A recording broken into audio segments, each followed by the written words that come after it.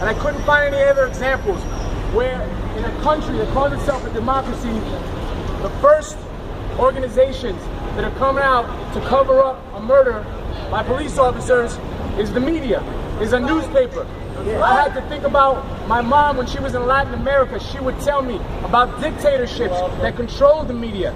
Well, Fox News and the New York Post and the Daily News and some of these other news organizations serve virtually the same purpose.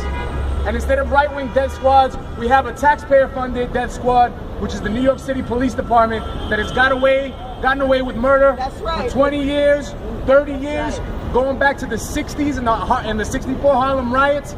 The police department has never been held accountable. And the media plays the most dangerous role, because not only do they cover it up, but in the case of Joshua, and even now, they're trying to make the argument that people who speak up and people who stand up for themselves and for their neighborhoods are contributing to violence. They're putting this out as something called the Ferguson effect. And they're trying to say that the Black Lives Matter movement and the family members who come out and speak for their loved ones, that they're causing crime.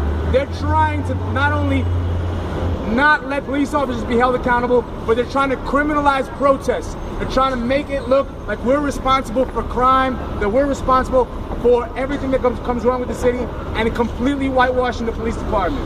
Now I'll say Patrick Lynch and other police unions from around the country who are starting to target Quentin Tarantino is smart, because they realize, they know that if they start to point at Tarantino and other people, they're trying to silence dissent. They're trying to silence people to speak out. That's right. Speak out. That's right. But they can't be silenced, because every time one of those police officers comes into my hood, I'm gonna put my camera on them and I'm gonna show it to the world to see. And I wanted to shout out Ramsey Order, who had a court date today, the young man who filmed the Eric Garner incident, because he did what the New York Post, the Daily News, and all these news organizations couldn't do. Show us the truth on the streets when he took out his camera. So these police officers here and the other ones in our neighborhoods, in poor Black and Latino neighborhoods, they're going to do the best press for us, because they're going to continue to kill us, they continue to verbally abuse us, they're going to continue to commit the misconducts, and we're going to have that camera on there, and you're going to be on the news one way or another. Yeah.